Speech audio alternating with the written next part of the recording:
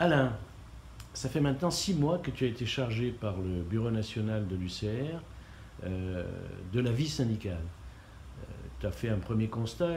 Comment évoluent les effectifs de l'UCR aujourd'hui? Quand on regarde les chiffres antérieurs, depuis sa création, l'UCR a perdu la moitié de ses adhérents entre 1985 et 2016. C'est sûrement lié, d'une part, à l'abaissement du taux de syndicalisation global de la CGT. Les retraités n'y échappent pas. Et c'est sûrement aussi lié au fait qu'on peine à mettre en place nos plans de syndicalisation, notamment celui de Saint-Étienne, qui a été ciblé sur un certain nombre d'USR, un certain nombre d'UFR avec des plans de syndicalisation ou sans plan de syndicalisation, qu'on a eu énormément de mal à mettre en route, qu'on n'a même pas mis en route à beaucoup d'endroits. Et donc aujourd'hui, on en tire les enseignements. Ça fait quand même un problème, parce qu'au moment même où les effectifs de l'UCR régressent, ou en tous les cas ont du mal à se stabiliser ces dernières années, le nombre de retraités ne cesse d'augmenter en France. Il y a un décalage qui est très problématique quand même. Oui, le décalage, il est clair. On va approcher les 16 millions de retraités dans le pays.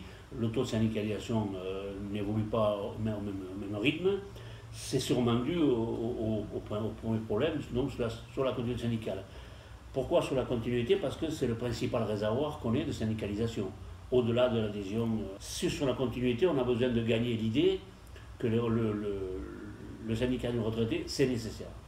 Et ça, on bute sur ce point-là, notamment pour expliquer que après avoir été syndiqué dans l'activité professionnelle, se présente alors la retraite avec des revendications à la fois nouvelles, totalement en dehors du champ des professionnels, quelquefois même éloignées du lieu de là où se trouvait le salarié en activité. Ça nous pose des questions de revendications territoriales, et c'est donc sur ce fait qu'il faut qu'on travaille davantage. Oui, parce que d'après les chiffres de la CGT, il y a près de 42 000 syndiqués CGT aujourd'hui qui s'apprêtent à prendre leur retraite dans les années qui viennent. Alors, quelles dispositions, quelles mesures et la CGT et l'UCR ont prises pour essayer de convaincre ces syndiqués de la nécessité de la continuité syndicale? Après un travail de recherche et de pointage, avec l'espace vie syndical confédéral, on estime en gros à 45 000 le nombre de retraités, de syndiqués retraités qui vont quitter la vie active dans les 5 ans qui arrivent. Alors il y a d'abord eu une première démarche qui a été faite en début d'année, autour d'une adresse co-signée Philippe Martinez et François Thierry-Cherrier, pour contacter ces syndiqués-là avant qu'ils partent à la retraite. Ça, c'est un travail qu'il est possible de faire uniquement en lien avec les actifs. Ça pose donc la question du lien actif-retraité dans les syndicats, avant que les salariés ne partent en retraite, sous forme de formation ou d'information, pour faire comprendre à ces syndiqués-là qu'il y a aussi une activité syndicale à la retraite. Alors, quels sont les obstacles à cette continuité syndicale? Quels arguments, quelles objections soulèvent ces syndiqués qui se refusent à poursuivre leur activité chez les retraités CGT? Oui, effectivement, il y a des points qui ressortent un peu plus. Notre syndicalisme retraité, et y compris en général, est lié au travail. On peut comprendre que lorsque les salariés quittent leur travail, ils aient envie de souffler. En fait, ils ont envie de s'éloigner du mal-vivre au travail qu'ils avaient. C'est un peu normal, ça. Ça, c'est un peu normal.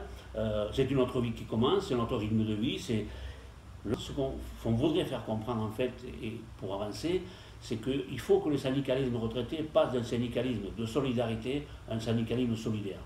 Syndicalisme de solidarité, ça voudrait dire qu'on considère les retraités comme un apport, comme un plus. Alors que c'est faux, les retraités, ils ont leurs revendications spécifiques à faire avancer.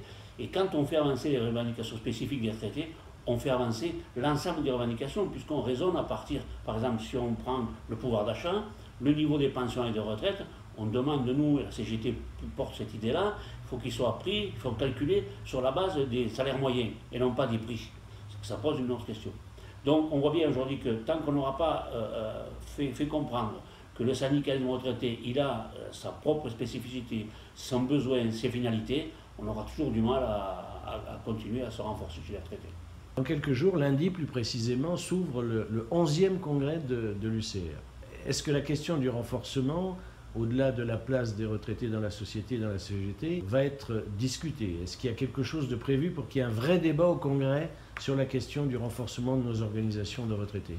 Alors ce sera sûrement une nouveauté, c'est un des premiers congrès de l'UCR où on aura un réel débat interactif de 2 heures sur la qualité de vie syndicale, et donc le renforcement et tout ce qui s'y rattache.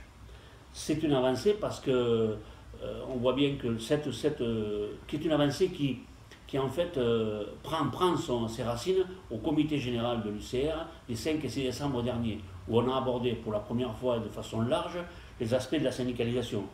Ça va être un point de passage pour aller vers une rencontre nationale des responsables à la vie syndicale qui aura lieu le 19 septembre prochain à Montreuil. L'idée, c'est de travailler, de mieux comprendre en tout cas comment on met en œuvre notre démarche de renforcement, à la fois par la continuité, mais aussi par la syndicalisation directe. Et est-ce qu'il y a des initiatives que tu connais qui pourraient servir non pas de modèle, mais d'exemple de possibilités? Oui, donc on a quelques exemples. Alors, pour préciser quand même, cette démarche de syndicalisation, elle a fait l'objet de plusieurs rencontres en région déjà. On doit être à la 5e, après Midi-Pyrénées, PACA, les pays de Loire. On a donc travaillé ces affaires-là en région, parce que c'est plus facile en petite réunion. Et donc, on a déjà des résultats. Certaines USR ont sorti des plans de travail ciblés pour aller rechercher à la fois les nouveaux adhérents possibles, mais aussi ceux qui ont quitté l'organisation dans les derniers mois. Et on s'aperçoit notamment sur la PACA, sur les Pyrénées-Atlantiques, où des choses sont faites de bonne manière, avec des plans de travail ciblés et bien montés, quoi. Est-ce que tu es confiant? Est-ce que tu penses qu'il est possible de renforcer les organisations de retraités CGT? Alors ça, c'est le titre du débat qui va avoir lieu à Bordeaux mardi.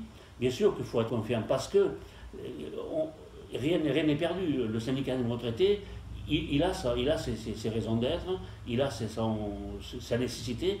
Donc on pense quand même qu'en y mettant un peu plus de travail, à la fois collectif entre actifs et retraités, il ne s'agit pas d'opposer les deux, mais de faire un travail qui nous permette à un moment donné de faire en sorte que les retraités, quand ils partent à la retraite, ils poursuivent leur engagement, parce que c'est aussi l'engagement, c'est aussi la vie.